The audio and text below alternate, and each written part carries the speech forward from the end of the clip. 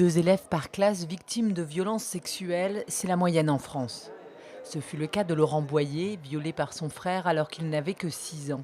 Quand j'étais victime, j'écrivais et effectivement, si j'avais eu une boîte aux lettres, tout ce que j'arrivais pas à dire parce que c'était trop compliqué pour moi, je l'aurais écrit. D'où l'idée de ces boîtes aux lettres qu'il déploie dans toute la France avec son association Les Papillons. Il y avait 2 endroits en fait où je me sentais en capacité d'espérer une main tendue que je n'avais pas puisque je parlais pas. C'était à la fois l'école et à la fois mon club de football. À Quimper, c'est à la Halle des Sports de Pénars que la première boîte a été déposée. La capitale de Cornouailles est la première grande ville à signer une convention avec les Papillons. 11 boîtes seront dispatchées dans des lieux stratégiques de la ville, comme à l'école d'Iwan de Kerfintin, où la pause s'accompagne d'une séance d'information.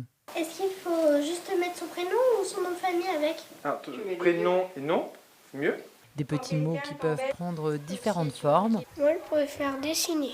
ou même évoquer le problème de quelqu'un d'autre. Il y a quelque chose que ma soeur ou mon frère, ils aiment pas ou voilà, et j'allais écrire pour eux.